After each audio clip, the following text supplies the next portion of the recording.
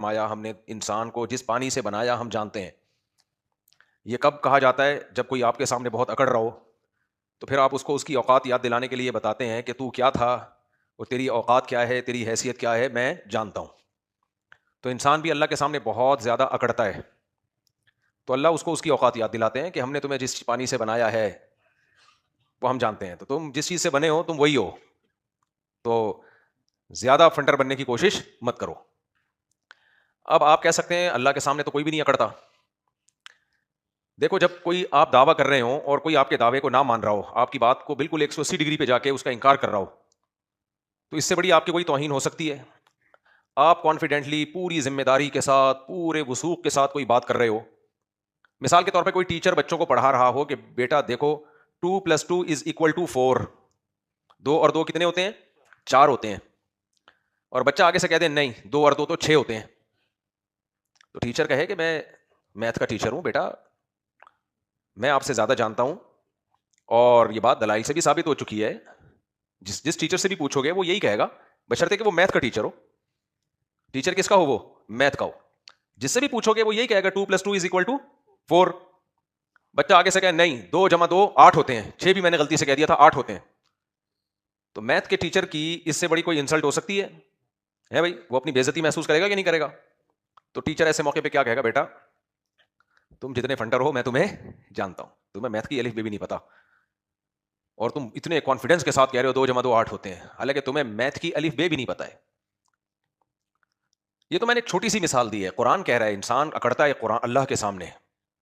اب کہاں اکڑ رہا ہے کہ قرآن کو یہ کہنے کی ضرورت پیش آئی کہ تمہاری جو اوقات ہے ہمیں معلوم ہے اور ہم نے تمہیں بنایا ہے، تو ہمیں نہیں پتا ہوگا تو کس کو پتا ہوگا؟ وہ الگ بات ہے. جاوید اختر صاحب نے تو کہہ دیا کہ خود بخود بنے. یہ بڑی عجیب بات ہے. تو انگلش کے بھرم ہے، زبان، ٹاپک چینج ہو رہا ہے جلدی سے بس کر کے پھر آ رہا ہوں اصل پہ.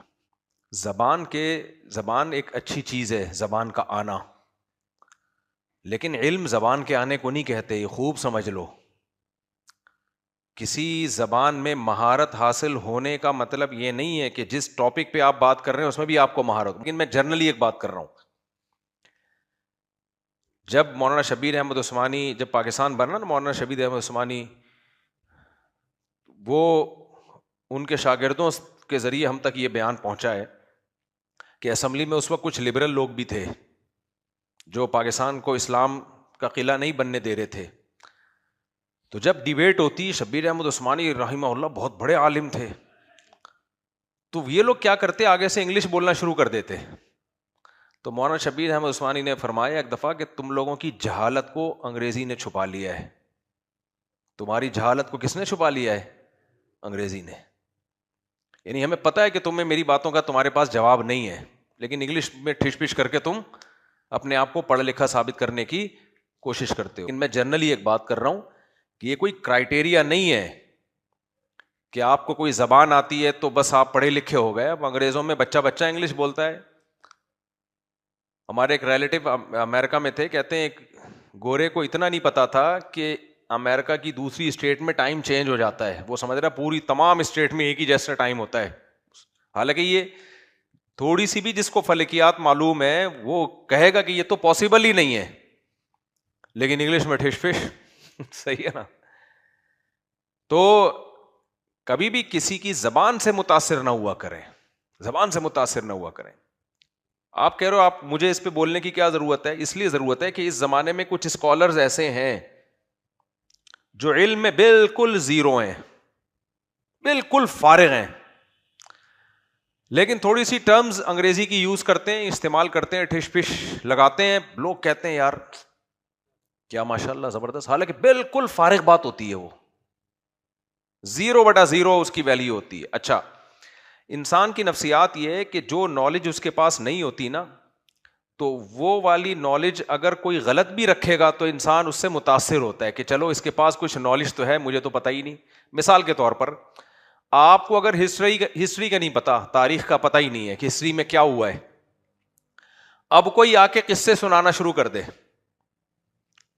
یار وہ بنو امیہ میں یہ ہوا تھا، پھر فلانا کمانڈر دریافت ہوا تھا، پھر یہ ہوا، پھر یہ ہوا، پھر یہ ہوا. بولو گے یار نالج آپ کو کیوں وہ نالج لگ رہی ہے؟ اس کے کانفیڈنس کو دیکھ کے, اور اس لیے لگ رہی ہے کہ آپ کے پاس ذرا سی بھی نہیں ہے, سمجھ رہے ہو نا, تو اس لیے آپ کو لگ رہا ہے کیا ہے, وہ پڑھا لکھا لگ رہا ہے, یار کیا نالج ہے, حالانکہ وہ پھینک رہا ہوتا ہے. اب آپ نے کیونکہ ہسٹری آپ نے خود پڑھی نہیں ہے, آپ کو خود معلومات ہے نہیں, تو وہ پھینک رہا ہوگا, آپ سمجھ رہے ہو یار کیا کانفیڈنس ہے, حالانکہ وہ جھوٹ اور غلط چیز پہ کانفیڈنس ہوتا ہے جو اور زیادہ برا ہے. تو اس لیے میرے بھائی کبھی کسی کے اسٹائل سے, کسی کی باتوں سے, کسی کی انگلش سے, کسی کی ٹھش پش سے, اسی طرح مذہبی لوگ کیا کر رہے ہوتے ہیں, جو علماء ہیں بعض دفعہ وہ عربی کا بھرم, جو باطل علماء ہیں وہ عربی کا بھرم مار رہے ہوتے ہیں. ایک یوٹیوب پہ ایک اسکالر ہے, نام نہیں لوں گا, آپ نہیں جائیں گے ان کی طرف, میرا مقصد کسی کی برائی نہیں ہے, انہوں نے میرے خلاف ایک کلپ بنایا, اس میں عربی کی اصطلاحات بہت استعمال کی ہیں کہ اصل استدلال فقہ کی نا, جو اصول فقہ پڑھا ہوا ہے ایسا لگ رہا ہے کہ اصل استدلال اس سے یہ ہوتا ہے فلاں. میں نے کہا بہت لمبی, کوئی بات نہیں اس میں, لیکن لوگ کہہ رہے ہیں یار علوم, علم بھی نہیں, کیا ہے علوم, پورا اصول فقہ پڑھا ہوا ہے. تو بھرم چل رہا ہے, دور کس کا چل رہا ہے, بھرم کا دور چل رہا ہے, جس کے بھرم ہے اس کا پلڑا کیا ہے, بھاری ہے. میں اب ایک چھوٹی سی مثال دیتا ہوں آپ کو. ہمارے ایک دوست, یہ میں نے پہلے بھی واقعہ سنایا ہے, ہمارے ایک دوست اسلامیات کا پیپر, یہ انہوں نے اپنا واقعہ سنایا. اب انہوں نے جھوٹ بولا ہو تو بھائی وہ ذمہ دار ہے, لیکن مجھے نہیں لگتا کہ وہ اتنا بڑا جھوٹ بولے گا میرے سامنے اور یا کسی کے بھی سامنے. کہتے ہیں اسلامیات کا پیپر تھا یا کوئی تاریخ کا پیپر تھا, مجھے یاد نہیں, تو اس میں تھا کہ کسی مشہور شخصیت کے بارے میں نا, جو پاکستان بنانے میں جن کا بڑا کردار رہا, اس پہ کوئی نوٹ لکھیں, مضمون لکھیں. کہہ رہے ہیں ہم نے کبھی پڑھا ہو تو ہمیں پتا ہو کہ مشہور شخصیات کون کون سی ہیں. ان کے ابا کا نام تھا تمییز الدین. کہتے ہیں میں نے اپنے ابا پہ نوٹ لکھ لیا مولوی تمییز الدین رحمت اللہ علیہ. مولوی تمییز الدین رحمت اللہ علیہ, ایک عظیم شخصیت تھے. کہتے ہیں میں پھینکتا رہا, فلاں سن میں پیدا ہوئے, پھر پاکستان کے لیے انہوں نے یہ کوششیں کی, پھر یہ ہوا, پھر قائد اعظم سے ملاقاتیں, 2-3 صفوں کا پورا ایک اچھا بلا مضمون ٹھوک کے آ گئے, پورے نمبر ملے. کیونکہ سندھ حکومت ہے, آپ کو پتا ہے تعلیم کا یہاں ایسا خوبصورت نظام ہے, بالش کے حساب سے نمبر ملتے ہیں. کتنے؟ بالش کے حساب سے. پنجاب میں ہوتا تو شاید پکڑا جاتا, لیکن سندھ میں ایسی چیزیں نہیں پکڑی جاتی. میں نے کہا تم نے سندھ میں امتحانات دیے, تمہارے پورے نمبر بنتے ہیں, اس لیے بنتے ہیں کہ تمہیں لکھنا تو آتا ہے نا. یہ بھی ایک کمال ہے نا کہ فرضی کہانی بھی بنانا آسان تھوڑی ہوتا ہے, کیونکہ جن لوگوں کو نمبر مل رہے ہیں ان کو لکھنا بھی نہیں آتا ہے. تو اس لیے یہ کمال ہے بھائی, میں تو اس کو کہتا ہوں بالکل آپ کی حلال جاب ہے, ٹھیک ہے, آپ کو نمبر جو ملے ہیں. تو جب بھی وہ یہ میں کوئی واقعہ سنا رہا ہوتا نا, تو اب دیکھو مولوی تمییز الدین رحمت اللہ علیہ پہ پورا مضمون لکھ دیا. کیوں؟ اسلامیات کو جو چیک کرنے والا, جو بھی ایگزامینر تھا, جو پیپر کو چیک کرنے والا یا ہسٹری کے پیپر کو چیک کرنے والا, اس کو یہ بھی نہیں پتا تھا. تو اس نے بولا کہ یار کچھ لکھا ہے, کچھ تو ہوگا نا, اور زیادہ نمبر اس لیے دیے کہ اس کے پاس جو نالج ہے وہ میرے پاس نہیں ہے. تو یہیں رہتے ہیں, ادھر ہی نماز پڑھنے بھی آتے ہیں جن کا یہ واقعہ ہے. تو خیر, تو اس لیے کچھ اسکالرز ایسے ہیں باقاعدہ کسی مدرسے سے پڑھے نہیں ہیں, نہ عربی فقہ, نہ انہوں نے عربی گرامر پڑھی ہے, نہ انہوں نے اصول حدیث پڑھا, نہ حدیث پڑھی, نہ انہوں نے اصول فقہ پڑھا, نہ انہوں نے عربی ادب پڑھی, نہ عربی گرامر پڑھی, کچھ بھی نہیں. چند کتابیں اردو کی یہاں سے پڑھ لی, چند کتابیں وہاں سے پڑھ لی, کچھ باہر کے اسکالرس کو پڑھ کے ایک چوچو کا مربع بن کے پھر مارکیٹ میں آ کے جو لمبی لمبی وہ باتیں کر رہے ہوتے ہیں, تھوڑی سی انگلش ٹھش پش مار رہے ہوتے ہیں. لوگ کہتے ہیں علوم, علم نہیں. اب کیا کریں یار, روحانی عامل ذہن میں آ جاتے ہیں میرے. روحانی عاملوں سے بھی لوگ اس لیے متاثر ہیں, اس لیے کہ لوگ کہتے ہیں ہمارے پاس تو یہ روحانی علم ہے نہیں, جنات چڑیل بھوت کا تو ہمیں کچھ پتہ ہی نہیں ہے. تو اب کوئی بھی شخص آ کے کچھ اس طرح کی باتیں شروع کر دے, حصار ہوتا ہے, ہمزاد ہوتے ہیں, موکل ہوتے ہیں, اور یہ اثرات ہوتے ہیں, پھر اس کے حصار کھینچا جاتا ہے, تو لوگ کہتے ہیں یار علم نہیں ہے, کیا ہے علوم. بھائی پھینک رہا ہے, کچھ بھی نہیں ہے اس کے پاس. تو پوری دنیا اسی سے دھندا چل رہا ہے دنیا کا, پھینکتے جاؤ اور ادھر بیٹھ کے لپیٹتے جاؤ. ڈاکٹروں کا بھی یہی ہے, پڑھے لکھے ڈاکٹر کو لوگ نہیں پوچھتے, جو ڈاکٹر نہیں ہوگا وہ میڈیکل سائنس کی بات کرے گا, مارکیٹ میں چل جائے گا وہ. اچھا, کچھ اسکالرز ایسے بھی ہیں مذہبی جو سائنس کی باتیں کر رہے ہیں میڈیا پہ آ کے, حالانکہ ان کو سائنس کا کچھ بھی پتا نہیں ہے,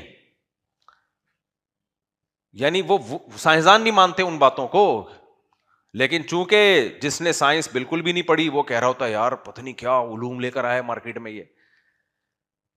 تو ایک اصول ہمیشہ یاد رکھو, اسلام کسی ایک شخص پہ یا 2-4 شخصوں پہ ڈیپینڈ نہیں کر سکتا, یہ ذہن میں رکھو. اگر کسی بھی اسکالر کو سن کے ایسا لگ رہا ہے یہ ٹھیک ہے باقی غلط ہیں, تو سمجھ لو یہ غلط ہے, باقی کیا ہیں ٹھیک ہے. اسلام ہے بھائی, نبی صلی اللہ علیہ وسلم آخری نبی ہیں, تو 2-4 لوگوں کے کندھے پہ اللہ تھوڑی ذمہ داری ڈالے گا کہ وہ اسلام کو بچائیں, 2-4 لوگوں کے کندھے پہ تھوڑی ذمہ داری ڈلے گی. تو کچھ اسکالر کو سن کے آدمی کو ایسا نیگیٹو ذہن بنتا ہے, ایسا نیگیٹو ذہن بنتا ہے. ایک تو اس کا خیال کرو, دوسرا اس کا خیال کیا کرو ہمیشہ, نوجوان طبقے کی عادت ہوتی ہے وہ منفی بات کو جلدی لیتا ہے, مثبت بات کو نہیں لیتا, مثبت بات کو نہیں لیتا. یہ نوجوانوں کی ایک عادت ہوتی ہے, اور ہمارے ملک میں یہ تھوڑی زیادہ ہے. مثال کے طور پر اگر کوئی یہ دعویٰ کرے کہ سارے مولوی ٹھیک ہیں یا سب لوگ ٹھیک ہیں, یہ دعویٰ چلے گا؟ نہیں چلے گا, اور غلط بھی ہے, سارے ٹھیک نہیں ہوتے. لیکن اگر یہ کہتے ہیں یہ سارے غلط ہیں, یہ پھر بھی اس نظریے کو بہت سے ووٹ مل جائیں گے, اس نظریے کو بہت سے ووٹ بولو مل جائیں گے, کیونکہ بات منفیت کی ہو رہی ہے نا. حالانکہ یہ بھی غلط ہے کہ سارے غلط ہیں, یہ بھی غلط ہے کہ سارے صحیح ہیں, یہ بھی غلط ہے کہ سارے غلط ہیں. لیکن جب آپ ووٹنگ کرواؤ گے تو یہ کہنا کہ سارے صحیح ہیں, اس نظریے کو تو ایک ووٹ بھی نہیں ملے گا. لیکن یہ کہنا کہ سارے ہی غلط ہیں, اس کو ٹھیک ٹھاک ووٹ ملیں گے, اور 2-4 ووٹ ہوں گے جو کہیں گے کہ نہیں ایسا نہیں ہے, اور وہ 2-4 بھی وہی ہوں گے جو اپنے آپ کو سمجھتے ہوں گے میں ٹھیک ہوں, باقی سارے کیا ہیں غلط ہیں. تو یہ نوجوانوں کی اور خاص طور پر ہمارے ملک کی سوچ ہے کہ منفیت کیا ہے وہ مارکیٹ میں زیادہ چلتی ہے, تو یہ غلط ہے. اسلام تو اس کی ہمیں ترغیب نہیں دیتا میرے بھائی. قرآن سنت اٹھا کے دیکھو, مسلمانوں کے بارے میں حدیث میں آتا ہے میری امت حق پر غالب رہے گی. تو غلبہ کمزور کو ہوتا ہے طاقتور کو ہوتا ہے؟ طاقتور کو ہوتا ہے. تو امت کی بہت بڑا طبقہ حق پر رہے گا, آج بھی ہے. ہمارے حضرت مفتی رشید احمد صاحب کے پاس ایک شخص آیا اور کہنے لگا حضرت اتنے حالات خراب ہیں, یہ بے حیائی پھیل گئی, یہ فلانا یہ ہو گیا, جیسے ہوتے ہیں نا بیچارے لوگ آ رہے ہوتے ہیں, یہ ہو گیا, کرپشن ہے, فلانا ہے, ڈمکانا, اتنی حضرت نے. ہمارے حضرت تھے اسٹریٹ فارورڈ نا, منہ پہ بالکل پورے تمیز سے جا کے جواب چپکا دیا کرتے تھے. لا یخافون فی اللہ لومۃ لائم, کسی کی پرواہ نہیں ہوتی تھی حضرت کو. تو انہوں نے فرمایا اتنے سارے اچھے کام بھی تو ہو رہے ہیں, یہ بھی ہو رہا ہے, یہ بھی ہو رہا ہے, فلانا بھی ہو رہا ہے, فلانا بھی. جاؤ مدنی مسجد جا کے دیکھو, جمعرات کو بھری ہوئی ہوتی ہے, اتنے نمازی ہوتے ہیں. اچھا جو منفی ہوتا ہے نا, کھوپڑی جس کی منفی ہی چل رہی ہوتی ہے, وہ اس کو بھی نیگیٹو لے کے جاتا ہے.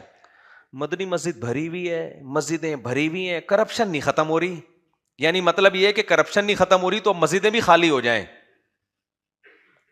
اب جو اچھا ہو رہا ہے وہ تو اچھا مان لینا یار, مسجدیں بھری ہوئی ہیں اور سارے کرپٹ تھوڑی ہیں. ابھی دیکھو ماشاءاللہ یونیورسٹی سے آئے ہیں, کون سے وہ بیکن ہاؤس میں پڑا ہوا بندے کا آپ حلیہ دیکھو یار, ان کو یہاں ہونا چاہیے تھا. ان کی حلیہ سے لگ رہا ہے کہ نہیں لگ رہا؟ بیکن ہاؤس پتہ ہے کتنا ماڈرن ماحول ہے وہاں کا, کیا کچھ نہیں پڑھا رہے وہ, کیا کچھ نہیں سکھا رہے, جو ماحول بنا رہے ہیں. تو وہاں ایسے ایسے بچے آپ کو ملیں گے, میں لونڈے کہنے والا تھا لیکن مناسب نہیں ہے, ایسے ایسے آپ کو ماشاءاللہ بچے ہیں, گاڑیاں بھر بھر کے شب جمعہ تبلیغ میں جا رہی ہیں, سیروزے بھی لگ رہے ہیں. ٹھیک ہے وہاں شر زیادہ ہے, لیکن ہر جگہ ایسا نہیں ہے, بہت سی جگہوں پہ خیر زیادہ ہے. تو انسانی سوچ یہ ہے کہ وہ منفی چیز کو زیادہ لیتا ہے, منفی چیز کو زیادہ لیتا ہے.